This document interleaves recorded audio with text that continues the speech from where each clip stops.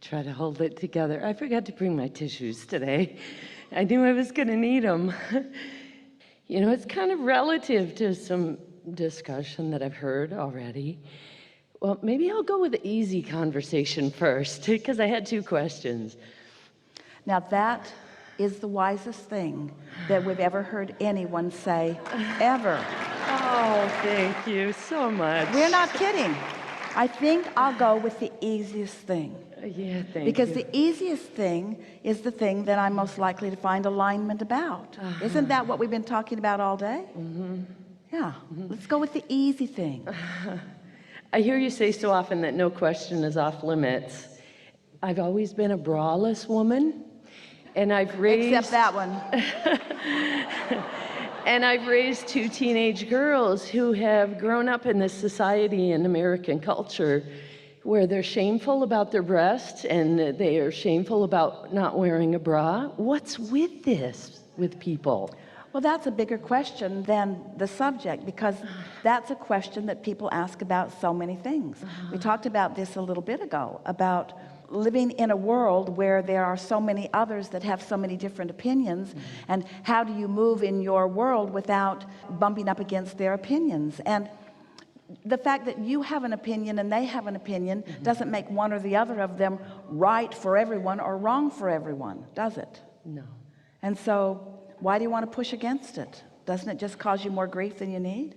Isn't that really something that you can make your own decision about and just go with? And I just don't give a rat's butt what they think about me not wearing a bra, even though they get a little bit embarrassed about it. I can't live for your happiness about this. I have to do what feels good for me. And so isn't that the answer? And does it have to be discussed further? No. But we're discussing it further because? Because it was the easier subject to talk about, because the other one makes me cry. We are afraid of the other subject. But the reason that we're playing with you about this is because this is what we've been talking about. Can we acknowledge that there are a lot of people with different intentions and beliefs? Isn't a belief something that you have brought into being in your life because of your attention on it? And have we come far enough in this gathering that we can acknowledge that the more variety of beliefs, the better for the whole? Have you come that far? Have you come that far? We really want you to think about that. Have you come that far? Do the beliefs of others still make you feel frightened or guarded? Or have you come far enough in your own alignment and in your own security that comes from alignment that you really are not bothered what others are doing? Because it's one thing to not be bothered about what others are doing, and it's another important thing to not be bothered when they're bothered about what you're doing. That's really what we're talking about here, because it's easy to be loving of others, but is the momentum of your love sufficient enough that you continue your love for them even when they turn something other than love toward you? That's really the question, isn't it? And if the answer is no, then your love isn't as strong as you thought it was. Your connection isn't as steady as you thought it was. Your compassion isn't where you really want it to be. Then you're scrambling around, standing in your head in all kinds of different ways. But oh, there are these things where I take my stand. I'll take my stand. I will not wear a bra. That's the last stand for me. That's the last stand for me. And we say there are endless things like that that come up. This isn't just about this.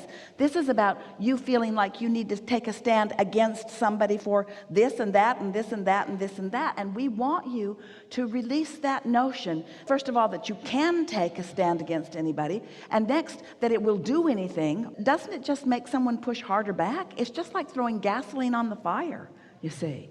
This is why we are really wanting to convince you all that this is a universe that's vibrational, and that you are a vibrational being, and that you get to choose your thoughts, and you get to know what thoughts that you are encouraging by the way you feel, and you can establish a nucleus or an atmosphere or a mood around you that represents a powerful and wonderful positive point of attraction, and no one will come at you with unwanted things, nor will you need to go at others with unwanted things.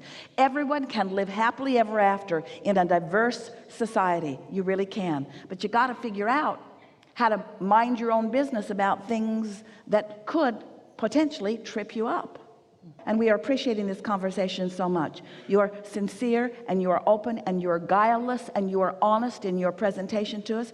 But we just want to point out to you, you are not as free about this situation as you pretend to be. You are bothered about the response of others about it. And that makes you, whether you want to admit it or not, a protester.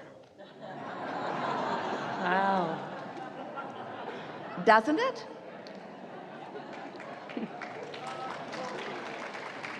Thank you.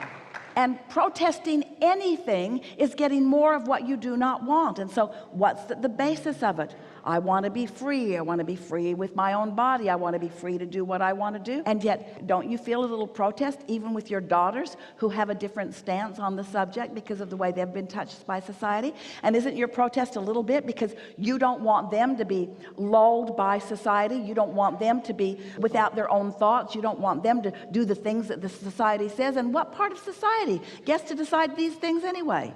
What part of society gets to decide anything for you? And so that's what the protest is within you, and it's within almost everyone, this feeling of protest, because you innately know deep down that you are free, so free that you can choose bondage.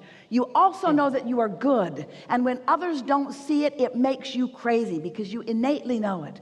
So you know what you're all doing? You're running around, and you know what's at the essence of all your wars and all your protests and all your battles? You know what you're screaming at each other? I'm good, I'm good, I'm good, I'm good. And the others are saying, no, you're not. I'm good, I'm good, I'm good. You're screaming, I'm the worthy one. They're screaming, I'm the worthy one. And you say, I'm going to kill you if you don't stop thinking that you're the worthy one. How can you possibly be the worthy one the way you live and the way you don't wear bras? How could you possibly be the worthy one? And you know why each of you is screaming, I'm right, I'm right, I'm right, I'm right, I'm right? You know why that is? Because your inner beings are saying, you're right, you're right, you're right, you're good. But you will never hear your inner being say, you're right and he's wrong, ever. You'll never hear that from your inner being. Your inner being is understanding the good of the whole and the value of the whole, you see. And you thought that was the easy question. I did. You're amazing. It was easier for me to talk about.